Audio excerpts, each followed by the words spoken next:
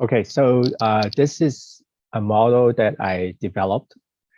It's basically a matrix, a 2 by 2 matrix of things that you want and things that you don't want versus things that you have and you don't have. Let's start with this circle right here. Things that you don't want but have. So what are they? They are basically problems, right? Problems in your life, things that you currently encounter in your life, but you don't want them. And it's very easy to for life designers to focus on this part first because it's immediate. It's about pain relief, and it's about problem solving. And the next one is things that you want but you don't have currently, which is your aspirations. And it really needs to be dig deeper, right? It's about more future focus. It's more about fulfilling things that you want in the future, down the road, possibly your dreams as well. This is kind of below the surface, right? Problems are easy to see because you really feeling the pain, right?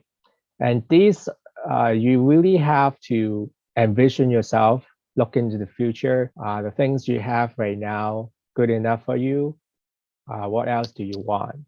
What else you don't have in your life? This one is more underneath the surface, right?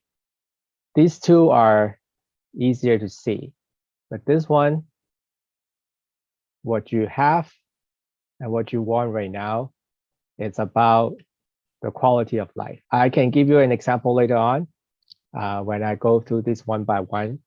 And it's basically, think of it as a program or as an app, right? Sometimes we upgrade our software and then we find out that, hey, there are some features that I really like to use in the old version and I use it all the time. I'm very happy with it. And for some reason, in this new version, they add all these new features. Sounds great. But what about the ones that I want? I really like and I use it all the time. Somehow they just take it away without asking, so to speak.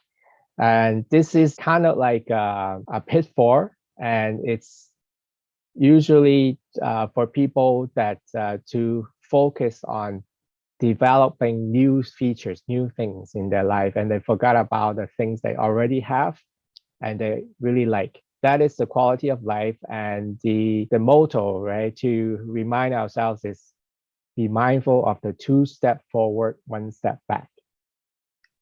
Okay, the last one. What is this? Things that you don't want and you don't have. These are totally invisible around us. You really have to look at the impact of your current design. Would it be doing things that would actually cause more problems down the road or new problems that you never seen, which is things that you don't want and you don't have, right? And I call this safeguarding the future. Okay, so for the pain relief, right? These are the problems, things you don't want, but have, they are pain points, and it's very easy to focus on the pain points, which is a good thing. We want to do something to eradicate problems in our lives, but these are not the only things, right? As you can see, this is only 1/4 of the things we can focus on. Pain points, solutions, results, and presence, right? Problem solving. And for things that we want but don't have, we look at our aspirations. The sky is the limit. Don't forget to dream. You know, what is the perfect world for you? What would you like to be in 5 years, for example? We also focus on goals and potentials. And remember, the journey is also very important. It's not just to get to the goal, right? Just to get to what happens in 5 years. It's also about the journey that happened in year 1, year 2, 3, and 4. And there are some checkpoints along the way as well. The quality of life is something that it's very easy to miss because we're all very drawn to the new possibilities and the new solutions and the new features in our life. For example, let's say we are moving, right? We're moving to a new place or new location. Many times we only focus on the new environment that we are going to, the new life that we're going to experience. And sometimes it's very subtle to have the realization that maybe after a short period of time, we realize that, hey, there is something that I used to do when I was living in the old house, and I'm not able to do that anymore, which is things that we have and want right now. And then we move into the new location, and then we kind of gave up, right? Of course, there are always some trades where you gain some new things and maybe you lose some of the old things, but it'll be a nice thing to look at those, evaluate those, and then see if there are any things that you really want to keep as a quality of life. Can you keep those when you move forward? And there's a saying that if it ain't broke, don't fix it. Innovations is good. Improvement is good, but also look at how would it impact your current situation. Okay, the last one, envisage. Things that you don't want and don't have. It's all about possibilities, like looking at possible outcomes. What is the foreseeable future? And it's your solution that you are creating also creates some non-existing problem. An example would be like to test if your goal is actually a well-formed goal. If it's not a well-formed goal, you may satisfy one thing that you may want in your life, but at the same time, it may create several other new problems or new pain points for you. I could give you an example, right? There's some quotes like people are saying, okay, life design is not working, or I'm in a worse position than before, emotionally or financially. These are the results of a goal that is perhaps a little bit short-term focus and very focused on pain relief. Maybe you're not focusing on the overall big picture. You solve one problem, but you also create several other new problems. Or you had never thought about, oh, if I do this, or if I move to this new position, or I move to this new location, I would be happy in one regard, but I also would give up certain things, creating new things that I don't want in my life. And that's why you're saying that you're in a worse position than before. You can envision something like that could happen. You should consider that before executing your first solution. This is not only on a personal level. Sometimes you can also expand that to private sectors or even government, right? An example would be like SARS. Do you remember SARS back in 2003? It went away in 2004, right? And so basically between 2004 and 2019, that's 15 long years that the demand for masks is relatively low. But we all know that we saw the news of people experiencing SARS.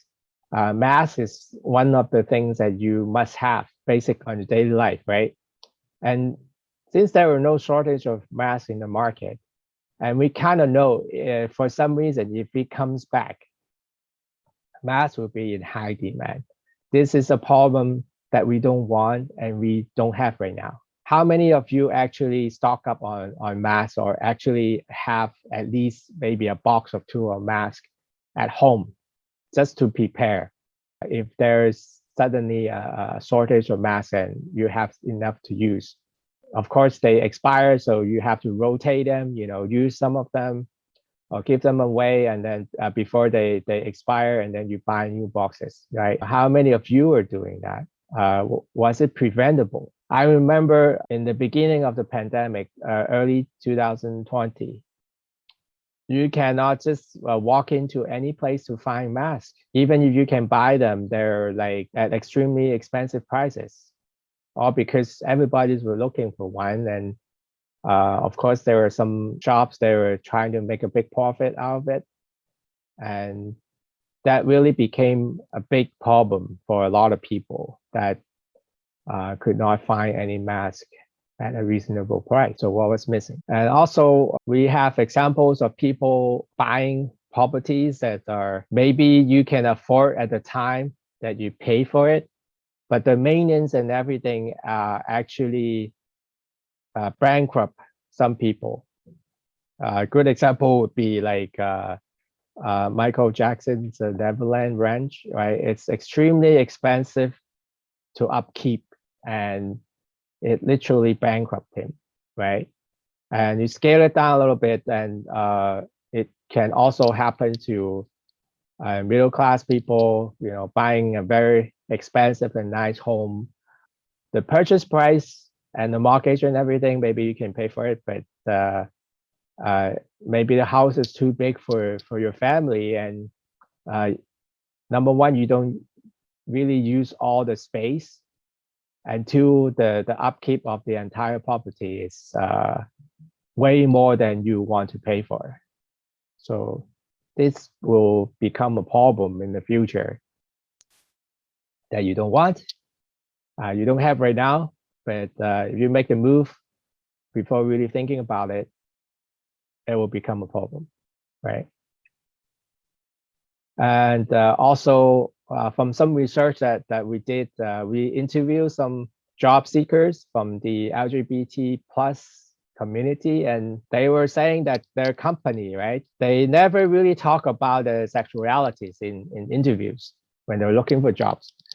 But since there are some companies that they advertise themselves as LGBT friendly and very inclusive on the marketing level, perhaps. But in the operational level, it seems like the message within the organization is not very clear. And it kind of created a problem for these job seekers in the community. They were very puzzled whether if they should out themselves, meaning to disclose their sexuality to the interviewer, or they should hold back. They don't know if it's gonna actually benefit their chance of getting a job, or will hurt them, because the message within the company is not very clear. The interviewer may not have a guideline, or the interviewer themselves may not be 100% LGBT plus friendly. Who knows, right? So it becomes a new problem, a new headache, new pain point for them.